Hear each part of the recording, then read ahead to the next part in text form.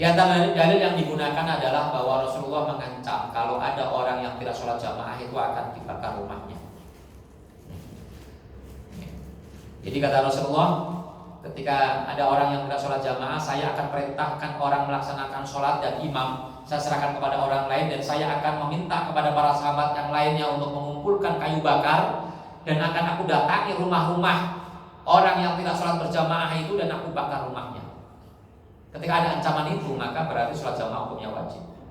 Atau dalilnya adalah orang buta yang datang kepada Rasulullah, ya Rasulullah saya buta, nggak ada orang yang nuntun saya masjid, apakah saya boleh sholat di rumah? Asalnya Rasulullah mengatakan boleh. Setelah berjalan beberapa langkah dipanggil, kamu dengar adzan nggak? Dengar. Kalau begitu laksanakan sholat berjamaah di masjid. Gak jadi dapat rukhsah. Syaratnya apa? Dengar adzan. Nah kita ini kan dengar semuanya. Sejauh apapun rumah kita, adzan bisa kita dengar. Di mana? Televisi. Tapi sholatnya nggak usah ke RCTI, sholat nggak bisa. Ke masjid terdekat aja.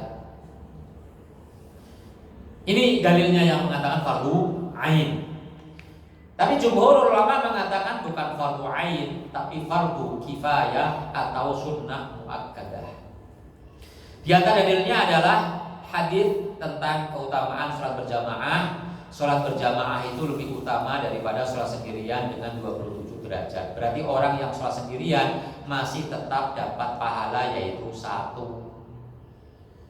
Kalau dia dosa, mau dapat pahala, berarti gak wajib.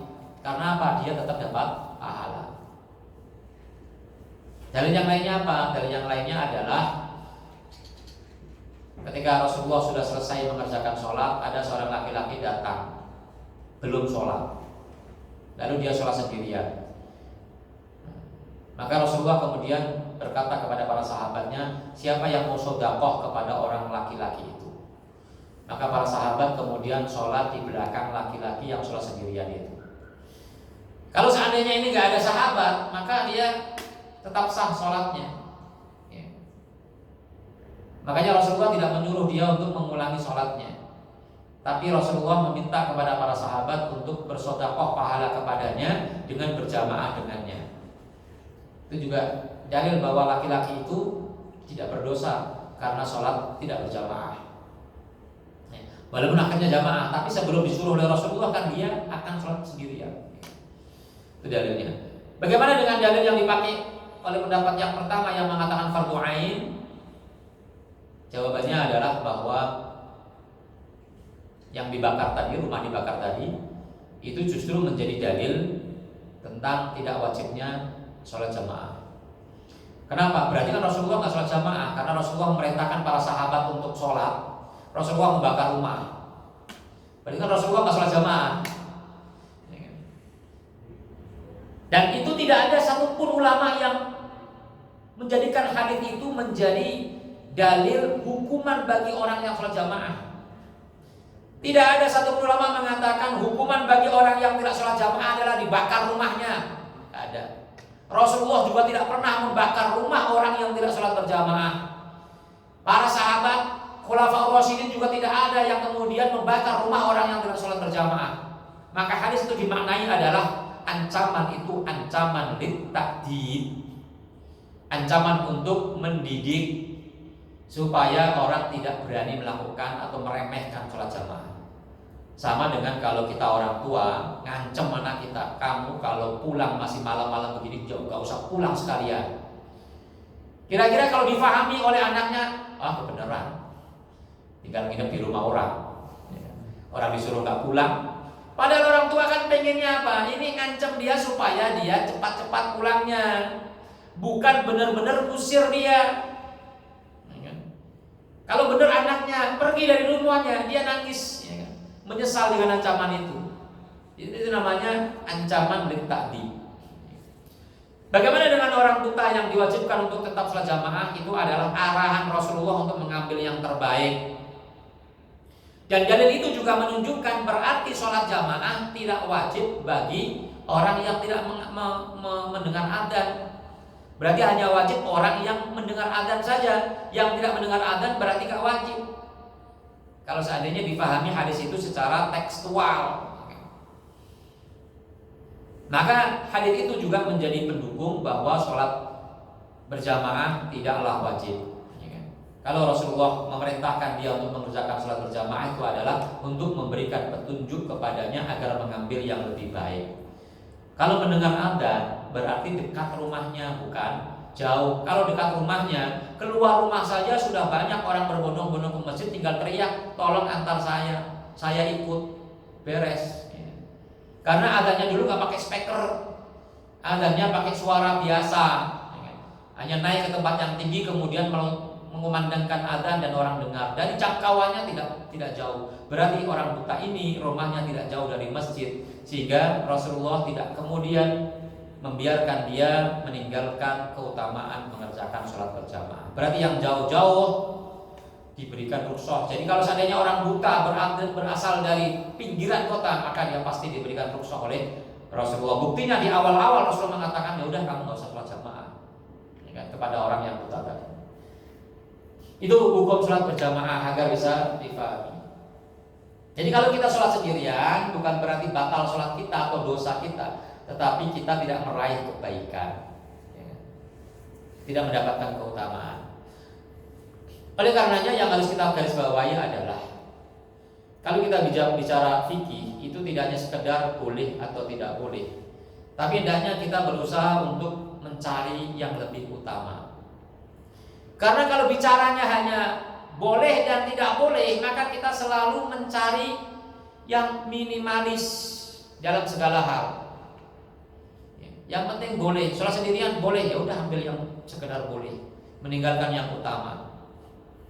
Kalau begitu berarti berlaku. Ketika kita mencari istri, maka yang penting boleh dinikahi, nggak peduli yang lainnya. Yang penting perempuan, masalah dia, yang penting sah sholat, yang penting sah nikahnya. Dia muslimah walaupun dia akalnya tidak baik. Padahal kan ada yang utama di situ. Milih yang solehah, bidadidin, yang baik agamanya, yang cantik orangnya, yang kaya orangnya, yang nasabnya baik. Itu kan yang lebih utama. Jadi kalau kaidahnya yang penting boleh, ya berarti milih istrinya, milih suaminya asal boleh, asal sah nikahnya.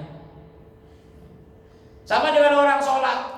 Orang sholat itu kan kalau sekedar menutup aurat antara pusar dan dengkul, boleh orang sholat menutup aurat dari pusar sampai dengkul, boleh itu. Nggak usah pakai baju, nggak usah pakai peci, cukup sarung satu aja, nutupi pusar sampai dengkul, itu boleh. Tapi tidak utama. Utamanya adalah ya bani adama khudhu zinatakum inda kulli sholatin, inda kulli masjidin. Ambillah pakaian yang terbaik bagi kamu ketika kamu mengerjakan sholat di masjid. Jadi sholatnya pakai baju yang paling baik, ya kan? Yang bersih, rapi, ya kan? Kemudian berpeci, bersarung, itu yang paling baik. Gunakan pakaian yang terbaik, itu yang utama. Jadi tidak hanya sekedar boleh. Nyari pekerjaan juga begitu. Tidak hanya sekedar yang penting dapat duit, tapi juga cari pekerjaan yang agak utama, yang gajinya gede, yang tenaganya nggak banyak, yang nggak panas-panasan. Jadi begitu. Puasa juga begitu. Kalau hanya sekedar sah puasa kita, udah sepanjang hari tidur saja, dari pagi sampai sore tidur, diputus dengan sholat saja, itu sudah boleh. Tapi kan rugi kalau hanya sekedar boleh. Kita nggak baca Quran, nggak dzikir, nggak sedekah, nggak thalabul ilmi, kalau hanya sekedar boleh. Jadi itu kaidah itu yang harus kemudian kita tanamkan. Jangan sampai kita hanya memilih yang penting boleh, tapi hendaknya kita mencari yang terbaik. Kemudian berikutnya, hukum mengakhirkan sholat. Ada dua macam hukum mengakhirkan sholat. Yang pertama, mengakhirkan sholat hingga keluar waktunya, dan mengakhirkan sholat sebelum habis waktunya. Lanjut, Pak. Mengakhirkan sholat hingga selesai waktunya, meninggalkan sholat hingga selesai waktunya, Dengan sengaja tanpa ada udzur termasuk dosa besar, haram hukumnya, kecuali karena udzur tidur atau lupa. Kata Rasulullah, "Idza nasiya ahadukum as-salata aw nama 'anis salati falyusalliha idza dzakaraha." Kalau seandainya seseorang di antara kalian lupa mengerjakan sholat, lupa, benar-benar lupa, dan lupa itu dipertanggungjawabkan nanti kejujurannya. Benar gak lupa? Lupa atau pura-pura lupa? Atau tidur sehingga tidak mengerjakan sholat, maka segera kerjakanlah sholat itu ketika ingat atau ketika bangun dari tidur. Itu namanya dalam fikih disebut dengan qadha sholat. Jadi mengqadha sholat disebabkan karena tidur atau lupa. Itu sepakat para ulama, nggak ada yang berbeda, kecuali madhab al-Zahiriyah atau madhab Syiah. Madhab Syiah mengatakan nggak ada namanya mengqadha sholat walaupun tidur ataupun lupa. Dia tidak mengambil hadis yang tadi saya bacakan. Para ulama bersepakat haramnya orang menunda sholatnya hingga keluar waktunya bila udhrin syar'i, tanpa ada udhur yang syar'i. Kemudian juga orang yang mengerjakan atau orang yang meninggalkan sholat hingga lupa sholatnya dan habis waktunya, maka dia terancam dengan al-wail. Wailul lil musallin alladzina hum an sholatihim sahun. Jadi celaka, kata Allah, bagi orang-orang yang sholat.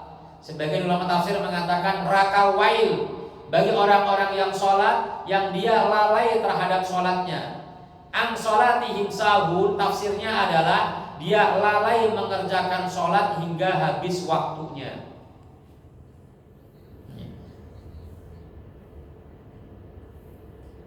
Namun para ulama kemudian berbeda pendapat hukumnya. Apakah dia menjadi kafir ataukah tidak kalau sengaja meninggalkan sholat hingga habis waktunya,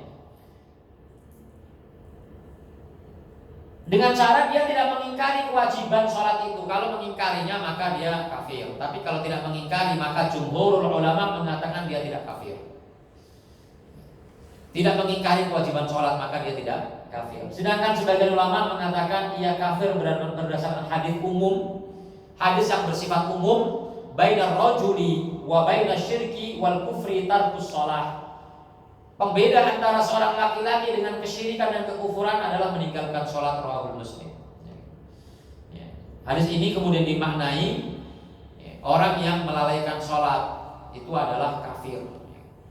Tapi jumhur ulama mengatakan bukan itu maksudnya. Yang dimaksud adalah bahwa orang yang mengingkari kewajiban sholat itulah yang disebut dengan kafir. Dia tidak pernah mengerjakan sholat sama sekali karena menganggap tidak wajib. Lanjut. Mengakhirkan sholat sebelum habis waktunya. Wassolatu fi akhiri waqtiha jaizatun. Mengerjakan sholat di akhir waktu hukumnya boleh. Tadi yang saya katakan boleh. Sebagaimana diriwayatkan oleh Imam Muslim dari Abu Musa al-Ash'ari, Rasulullah ditanya oleh seorang laki-laki tentang waktu sholat, dan setelah menyelesaikan jawaban terhadap pertanyaan itu, maka Rasulullah mengatakan, al-waktu baina hadaini. Waktu sholat itu antara dua waktu ini. Jadi Rasulullah tanya waktu duhur mulainya dari bergelincirnya matahari ke ufuk barat hingga bayangan setiap benda 2 kali lipat, satu kali lipat dari panjang benda tersebut. Itu adalah selesai waktu zuhur. Kemudian Rasulullah mengatakan waktu sholat itu antara 2 waktu ini. Maka berarti selama berada di dalam waktu itu masih di dalam waktu sholat, dan itu kita boleh mengerjakan dimanapun kita berada, boleh di awal, di tengah, dan di akhir. Itu kalau bicara tentang boleh, belum berbicara tentang keutamaan. Berikutnya, lakin law tarattaba ala ta'khiri sholati tadhi'u sholati jama'atan. Tetapi kalau dia menunda sholatnya itu menyebabkan ia tidak melaksanakan sholat berjamaah. Jadi dia menunda sholat kemudian menyebabkan dia tidak sholat jamaah, sholatnya kemudian sendirian karena kelewat jamaah di masjid atau musola, maka ia berdosa. Berdosa bagi orang yang mengatakan sholat jamaah hukumnya wajib. Karena sholat jamaah adalah wajib, maka dia dianggap dosa karena sholatnya sendirian. Atau kehilangan keutamaan bagi yang mengatakan hukumnya sholat sunnah muakkadah. Jadi hanya ada dua. Dia berdosa menurut orang yang mengatakan sholat jamaah adalah wajib, dan dia kehilangan keutamaan bagi yang mengatakan hukumnya adalah sunnah muakkadah. Jadi hukum terendah dari sholat jamaah itu adalah sunnah muakkadah. Kita salah pemahaman kita kalau mengatakan bahwa fardu kifayah itu boleh kita kerjakan, boleh tidak. Seringkali kita memahami begitu. Kalau itu definisi fardu kifayah, maka apa bedanya dengan mubah? Mubah itu adalah kita boleh mengerjakan, boleh tidak. Padahal di atas mubah itu ada sunnah. Sunnah itu juga ada dua macam, ada sunnah muakkadah dan sunnah ghairu muakkadah. Di atas sunnah ini ada fardu. Ada fardu. Fardu ada dua macam. Fardu yang rendah adalah fardu kifayah, fardu yang tinggi adalah fardu ain. Jadi fardu kifayah itu derajatnya lebih tinggi daripada sunnah muakkadah. Jadi tidak benar kalau kemudian kita menyerahkan, udahlah biarkanlah orang lain saja yang mengerjakan, saya tidak. Biarkanlah orang lain saja yang sholat jamaah, saya tidak. Itu keliru besar. Nah, berikutnya, wal afdalu wa fi'lu sholati fi awwali waqtiha. Yang paling utama adalah ia mengerjakan sholat di awal waktunya dengan melaksanakan sholat berjamaah. Kalau sama-sama sholat sendirian, di awal waktu sholat sendirian, di akhir waktu sholat sendirian, pastinya di awal waktu lebih utama daripada di akhir waktu. Kalau bandingannya sama-sama sholat sendirian, ini berlaku buat ibu-ibu ini.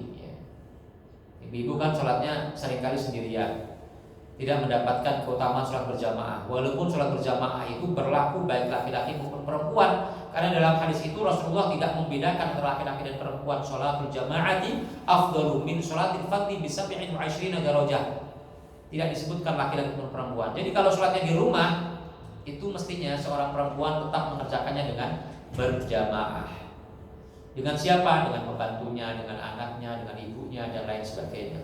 Atau kalau di zaman Nabi itu mengajak tetangga-tetangganya untuk bersama-sama sholat berjamaah.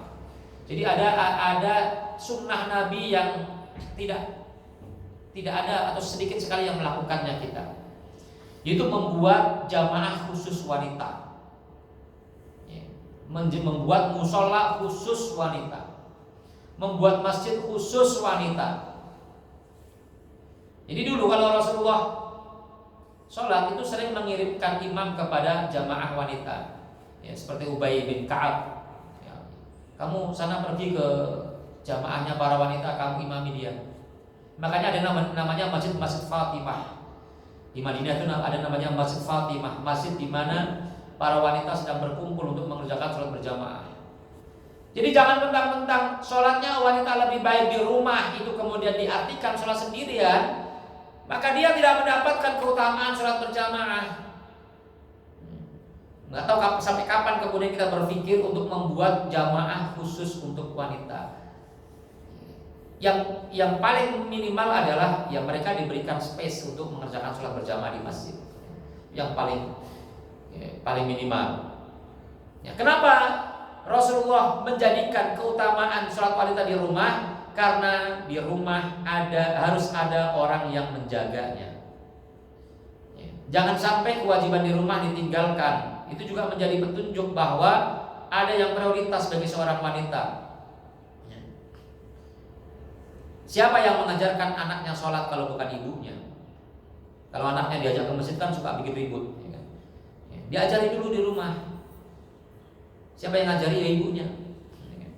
Kalau bayi sudah dibawa ke masjid, tar ngompol, dulu kan gak ada pampers. Kemudian dia bisa nangis, ribut, mengganggu orang yang lain dan lain sebagainya.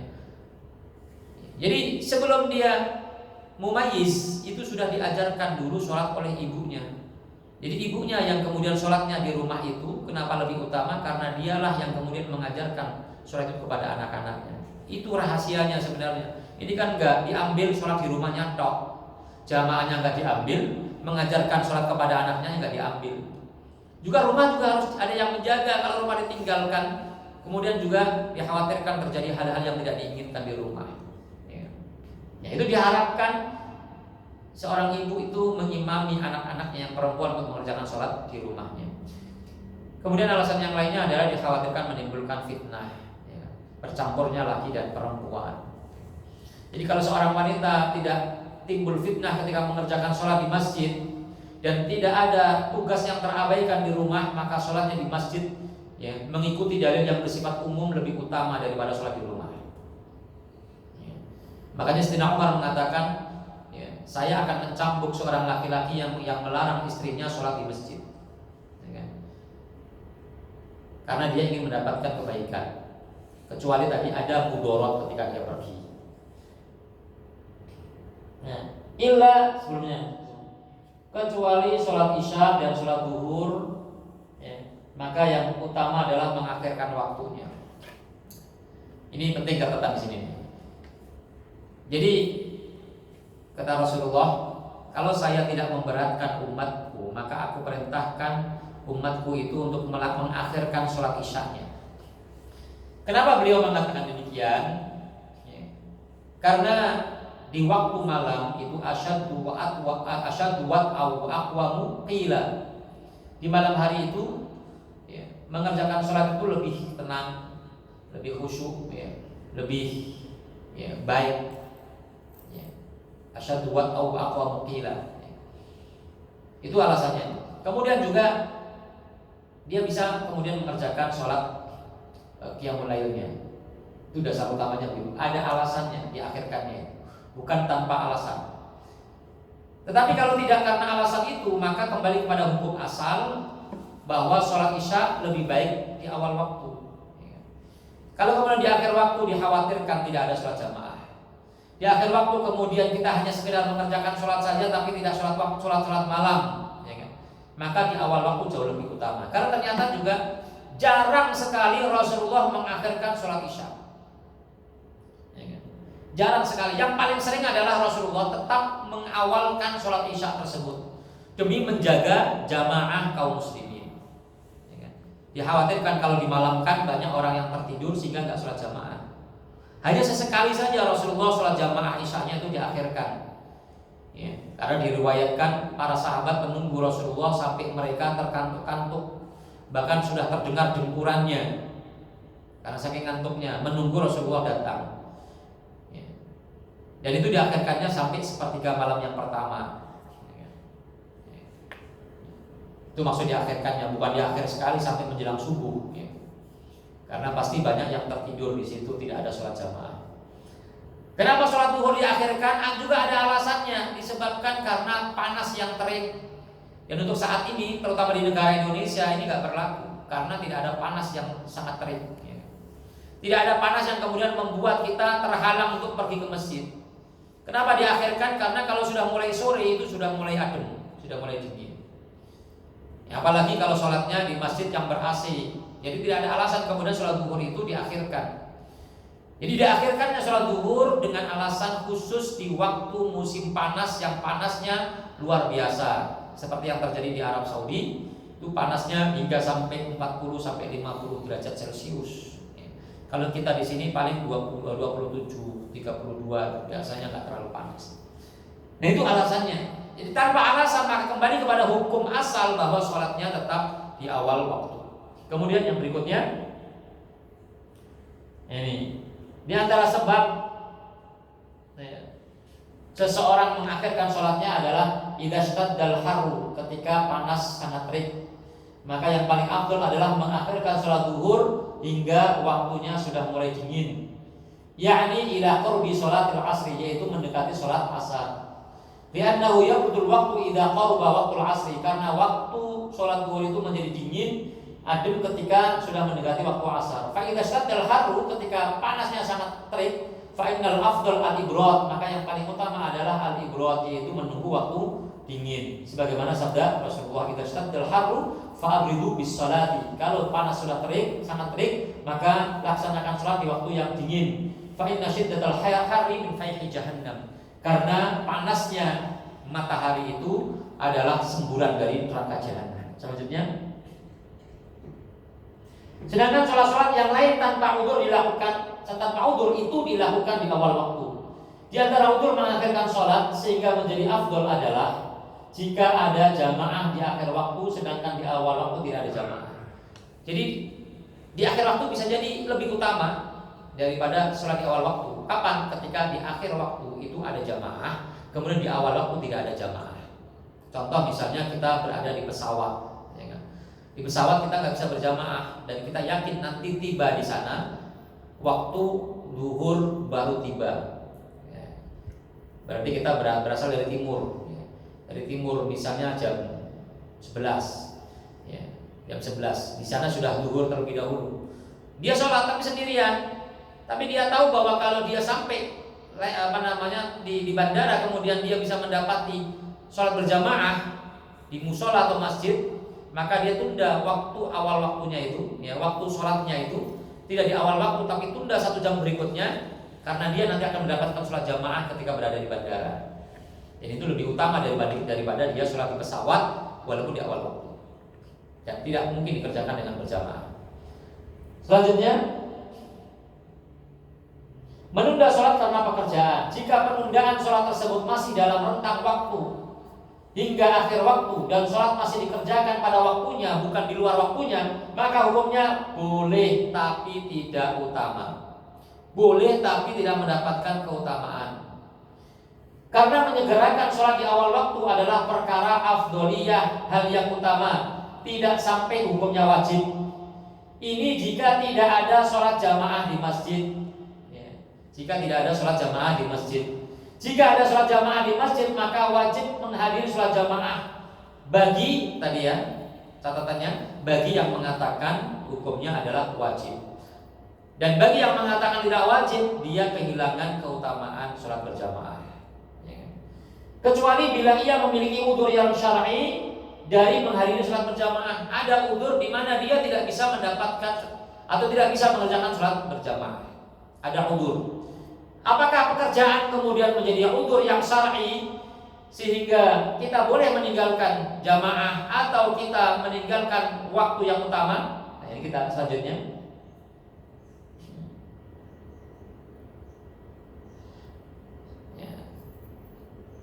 Kita diperintahkan untuk selalu mengerjakan segala sesuatu, ya, agar disegerakan.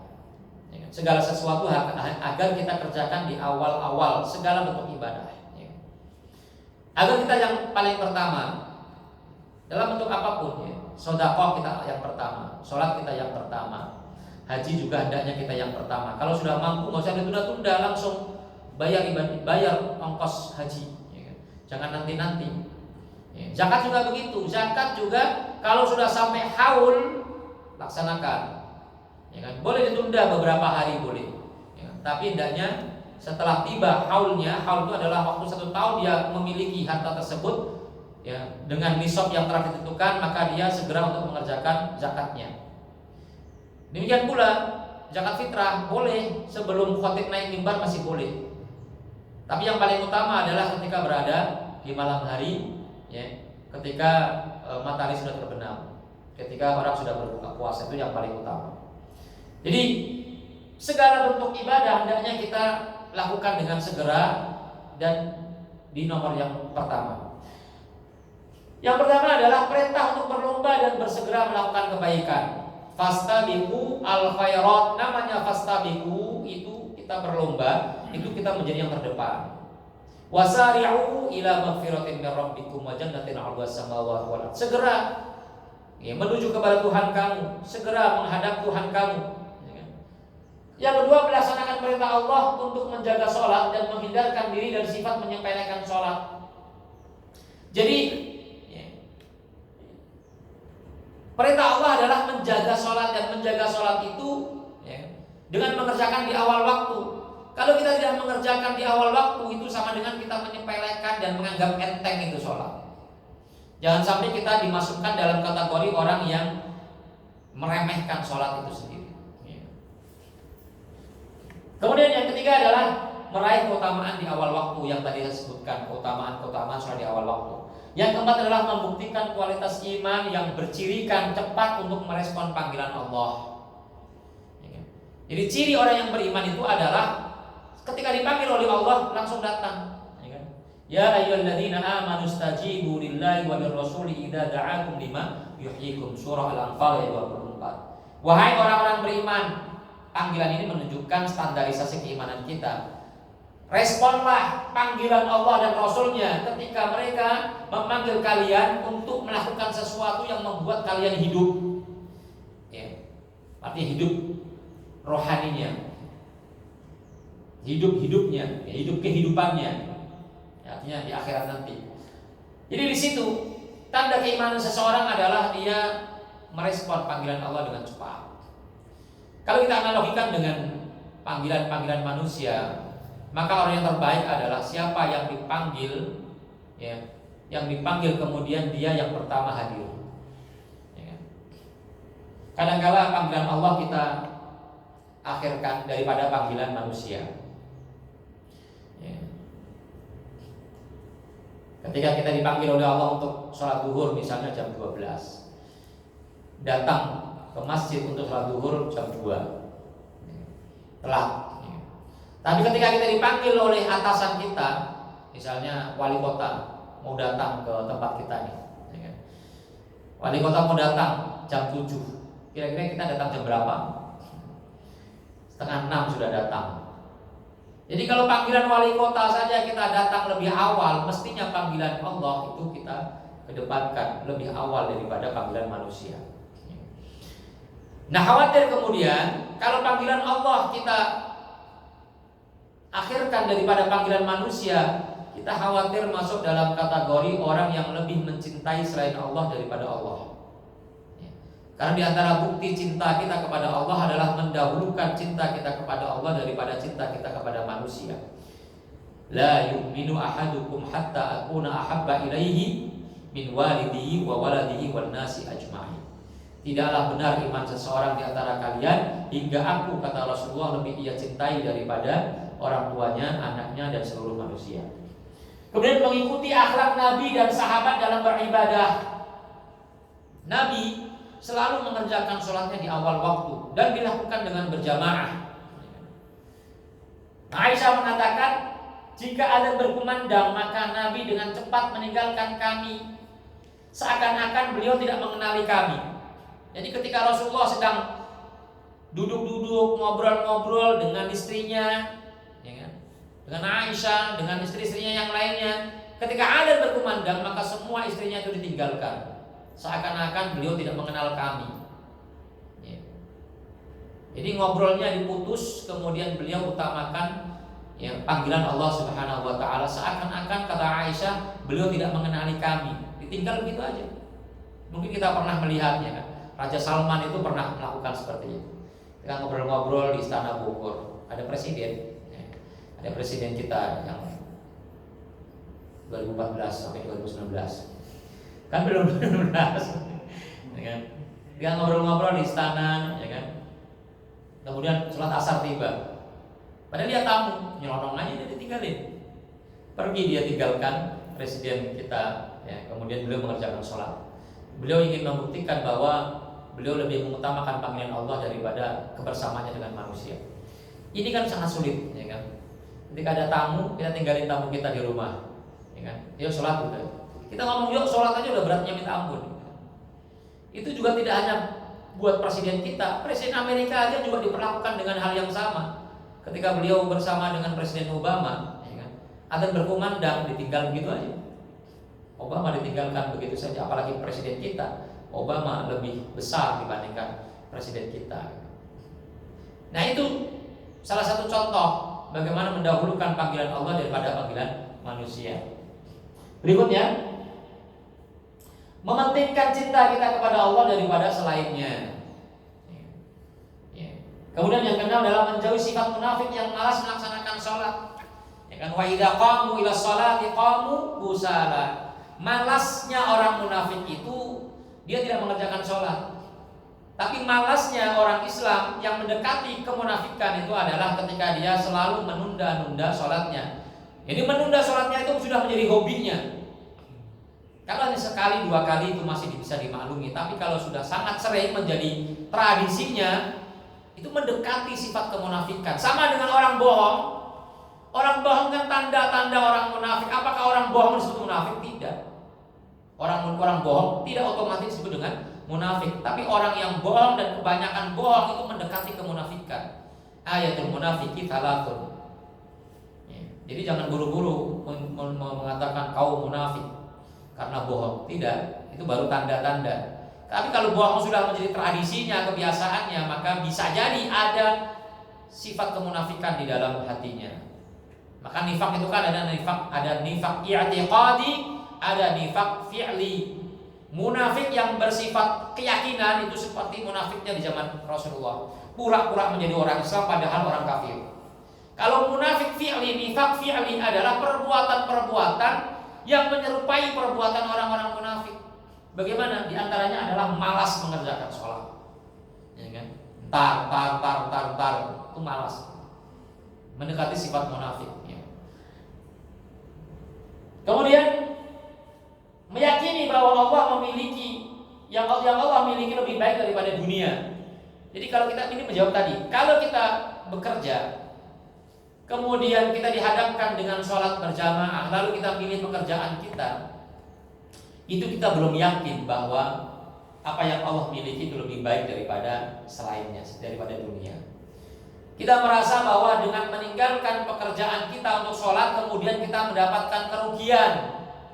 Padahal yang memberikan rezeki itu bukan manusia, yang memberikan rezeki itu adalah Allah.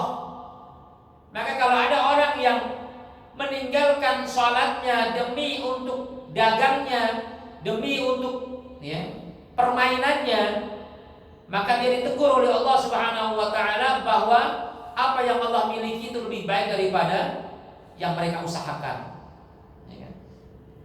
Dalam surah Al-Jumu'ah ayat yang terakhir 11. Wa idza ra'aw tijaratan aw lahwan infaddu ilaiha wa tarakuka qa'ima qul ma 'indallahi khairun minal lahwi wa minat tijarah wallahu khairur raziqin. Tegur oleh Allah. Ketika ada para sahabat meninggalkan Rasulullah sedang berkhutbah. Jadi sedang sholat berjumatan, itu perdagangan datang, kafilah dagang datang. Ini para sahabat, kualitas sahabat itu kemudian meninggalkan sholat jumatan. Rasulullah sedang berkhutbah, dia berhamburan menuju ke perdagangannya tersebut. Khawatir kalau dia tidak mendapatkan bagian dari perdagangannya tersebut. Ya, menurut riwayat tinggal 12 orang di situ. Semuanya tinggal 12 orang. Itu sekaliber para sahabat. Makanya Imam Abu Hanifah mengatakan sholat Jumatan itu minimal 12 orang dalilnya itu. Tapi Imam Syafi'i enggak 40 orang. Karena asalnya kan banyak, bukan 12. Jadi maka ditegur, katakan kepada mereka wahai Muhammad bahwa apa yang Allah sediakan, pahala yang Allah berikan kepada orang yang tidak pergi meninggalkan Jumatan itu lebih baik daripada perdagangan dan permainan yang mereka sedang kerja. Wallahu khairur raziqin, dan Allah adalah sebaik-baik pemberi rezeki. Jadi tidak ada ceritanya orang yang meninggalkan pekerjaannya untuk mengerjakan sholat kemudian dia bangkrut. Yang ada adalah justru sebaliknya, dagangannya tambah ramai, usahanya tambah berkah. Gitu. Meyakini apa yang Allah miliki lebih baik daripada dunia. Menjauhkan diri dari sifat hubud dunia. Kalau kita lebih mengedepankan dunia, pekerjaan, berarti kita lebih mencintai dunia daripada akhirat. Padahal penyakit kita saat ini adalah hubud dunia, wa karahiyatul maut, dan tidak siap untuk mati. Berikutnya, udzur meninggalkan sholat jamaah. Yang pertama sakit, itu dalilnya. Yang kedua, buang hajat. Jadi pas lagi sholat jamaah dia belet kamar mandi dulu sampai tuntas. Selesai jamaahnya, nah itu termasuk udzur tidak sholat jamaah di situ. Kalau ada sholat jamaah yang kedua ya sholat jamaah, tapi kalau nggak ada ya sholat sendirian di situ. Hadisnya adalah la yusalli la sholata bihadri ta'am wala huwa yudafi'uhu al-akhbatan. tidak sempurna sholat seseorang di antara kalian ketika makanan sudah dihidangkan, atau orang yang